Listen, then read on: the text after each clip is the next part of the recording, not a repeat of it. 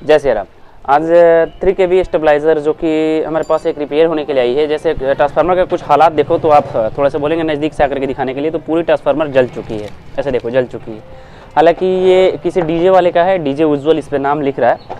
और इसका बनावट की बात करूँ तो ये बॉडी टीनों में बनाई गई है। हालांकि ज़्यादातर डीजे में बजाने वाली जो मतलब स्टेबलाइज़र होती है वो लकड़ी के बॉडी में बनाए जाते हैं, लेकिन इसको बनाई गई है टीन के बॉडी में।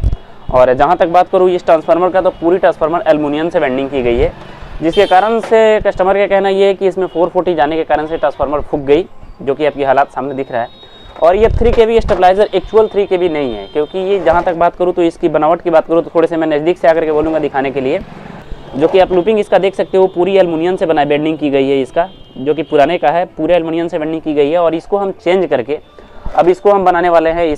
मैं अब इसमें डालने वाला हूँ पूरी कॉपर की कॉइल, और इसका जो वाट की कैपेसिटी होगी वो अधिक हो जाएगी। हालांकि इस पर अगर 300 वाट मतलब 3000 किलोवाट की लोड चला सकते हो, लेकिन ये परफेक्ट रूप से उतनी नहीं दे पाएगी, सक्षम नहीं हो पाएगी। लेकिन कस्टमर का डिमांड ये है कि इसको कॉपर से वेल्डिंग की जाए।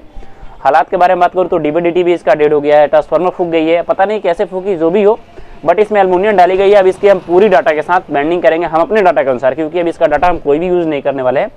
इसका ओनली वन कोर यूज़ होगा, बोबिन वगैरह कुछ भी, वायर वगैरह कुछ भी नहीं यूज होगा। तो पूरी जानकारी आपको हमारी वीडियो के साथ मिलती रहेगी, बने रहिए हमारी वीडियो के साथ। तो जैसे कि आप देख रहे हो कि हमारा पूरा फ्रेम अब रेडी हो चुका है। ऐसे देखो ये भी हमारी फ्रेम रेडी हो चुकी है मशीन पे। बोबिन भी हमने लगा रखे हैं। बोबिन का बात करूँ तो हमने इसमें यूज़ किया है 7-3 का बोबिन। तो मैंने इसमें बोबिन चढ़ा रखे हैं 7-3। ऐसे आप लोग को समझ लो कि ज़्यादातर बेनिफिट ये होगा कि 7-3 का बोबिन लेना है। ये आपका 7-2 का पहले से था। इसमें कॉपर एल्युमिनियम कॉइल लगाई गई थी, और ये देखो हमने कॉपर कॉइल बेंडिंग कर रखा है। तो हमने क्या किया, हमने क्या करना है कि हमको इसको टॉप से लेकर के, यानी कि मतलब फर्स्ट से लेकर के सेकेंडरी से लेकर के प्राइमरी तक सभी वेल्डिंग करेंगे हम एक ही वायर से। तो ये वायर हमारी देखो तो हमारी कॉपर कॉइल यहाँ पे रखी गई है। भाई साहब हमारे सपोर्ट से यहाँ पे लगे खड़े हैं, तो कि हम मशीन को राउंड करेंगे और टर्न काउंट वगैरह जो भी है यहीं से की जाएगी।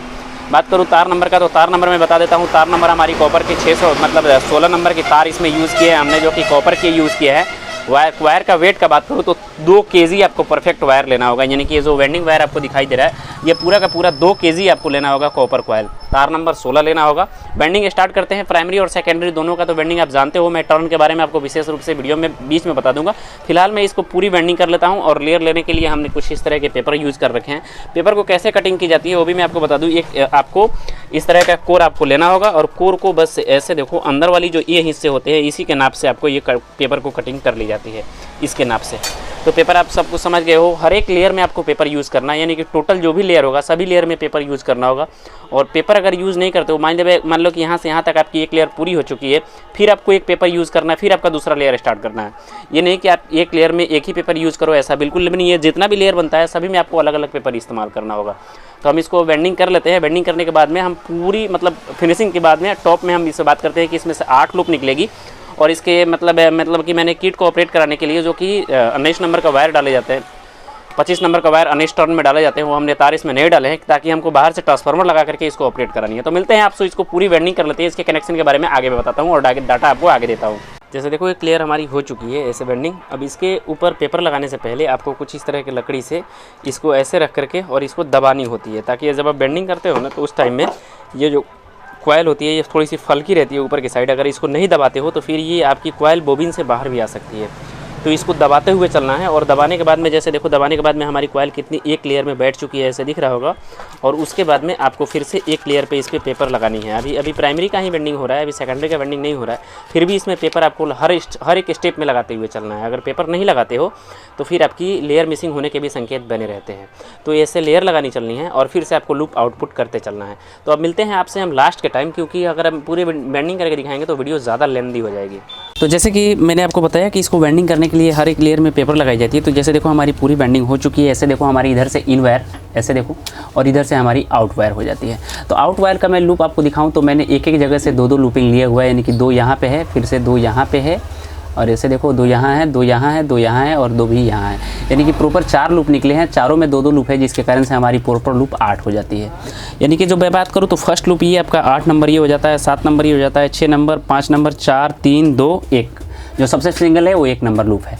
तो अब मैं तो इसका वेंडिंग बता दिया, मतलब कैसे वेंडिंग करना है बता दिया। जैसे मतलब यहाँ से मतलब कि आपको मैं ऐसे रूप में समझाऊं कि इसको पर टर्न कितना देना है। तो मान लीजिए जो फर्स्ट कॉइल आपने स्टार्टिंग किया है, यानी कि सेकेंडरी से प्राइमरी तक वो पे उस पर आपको टोटल 95 टर्न देने होंगे। यानी कि मैं आपको अपने डाटा भी मेंशन दिखाने वाला हूँ कि मैंने जो कॉपी में अपने डाटा मेंशन करके रखा है वो भी मैं आपको बताऊँगा। फिलहाल आप लोग डाटा समझ लो।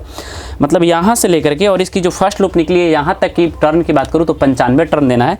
और फर्स्ट लूप से मैंने कि 8वें लूप से 7वें लूप के बीच में आपको 30 टर्न, 7वें लूप से 6ठे लूप के बीच में आपका फिर 30 टर्न, और फिर से 6ठा के 5वां के बीच में 30, 5 से 4 के बीच में 30, 4 से 3 के बीच में 30, 3 से 2 के बीच में 30, 2 से 1 के बीच में 30। यानी कि फर्स्ट जो टर्न होगा वो आपका होगा 95 टर्न का। बाकी जितने का सेट आप काटोगे यानी कि जितना भी आप लूप काटोगे सब में आपको ओनली 130 टर्न डालते हुए जाना है। वायर नंबर सिंगल आपको 16 नंबर लेना होगा। तार की वेट आपका 2 किलो परफेक्ट रूप से लेनी होगी, तो आपकी लूपिंग इस तरह से परफेक्ट रूप से आएगी। कनेक्शन की बात करूँ तो यहाँ से इतना छोटा छोटा कनेक्शन करने का रीज़न ये है कि डायरेक्टली अगर इसको रोटरी के साथ ऐड करते हो तो वायर ऐड नहीं हो पाएगी। यहाँ से आपको 2.5 mm वायर जोड़ करके और फिर से रोटरी के पास से लेकर के जानी पड़ेगी, सोल्ड करके फिर से लेकर के जानी पड़ेगी।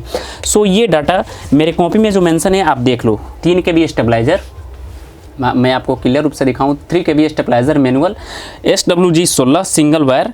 आपका बोबिन का बात करूं तो 7-3 की बोबिन इसकी हो जाती है, जो कि मैंने स्टार्टिंग में बता दिया। कॉपर कॉइल की वेंडिंग हो जाती है। जैसे फर्स्ट लूप से आपका जो मतलब इन से और फर्स्ट लूप के बीच में जैसे आपको देखोगे 95 टर्न पूरी, यहाँ पे देखो 95 टर्न की है। उसके बाद में सेकेंड तो 30, 4, 30, यानी कि उसके बाद में जितने भी लूप आपकी कटेगी सब 30-30 टर्न पे कटेगा। अगर इसमें मतलब चाहते हो आप 12-0-12 ट्रांसफार्मर का ऐड करने का तो आपको 19-19 टर्न के 2 लूप निकालने होंगे। अगर 12-0-12 बनानी होगी तो 19 टर्न, फिर से एक बीच में फिर से 19 टर्न करना होगा, बीच में 0 होगा, दोनों साइड आपका 19-19 टर्न का हो जाएगा, तो ये 12-0-12 हो जाएगा। अगर आपको सिंगल ओनली 12 देना है, आपको 0-12 नहीं करना है, तो उस जगह पे आप इसके मतलब ओनली 19 टर्न डालोगे 25 नंबर SWG से, जिसकी आपकी वेंडिंग हो जाएगी। इसके ऊपर ही आप 25 नंबर से 19 टर्न डालोगे, जिससे आपकी यहाँ पे 12-0-12 की लूपिंग हो जाएगी। हालांकि इस ट्रांसफार्मर से अलग से मतलब इस स्टेबलाइजर में अलग से ट्रांसफार्मर लगाई गई है, जिसके कारण से हमने इसमें कॉइल नहीं डाले हैं। तो ये था हमारी डाटा जो कि हमने अपने कॉपी में मेंशन करते हैं। सो मैं आपको दिखाया। तो मैं ऐसा करता हूँ कि ये छोटी सी जानकारी अब इसमें कोर ठोकी जाएगी। कोर ठोकने का फिनिशिंग का आप तो समझ ही सकते हो कि कितनी फिनिशिंग रूप से आपकी मतलब कोई भी बोबिन से बाहर हमारी कॉइल नहीं आई है, जिससे आप आइडिया कर सकते हो कि कॉइल परफेक्ट रूप से हमारी बैठी होगी। सो ये छोटी सी जानकारी आपको देनी थी। ये जानकारी आपको कैसे लगी कमेंट बॉक्स में जरूर बताइएगा। मिलते हैं नए वीडियो में। आपका भाई प्रिंस। जय श्री राम।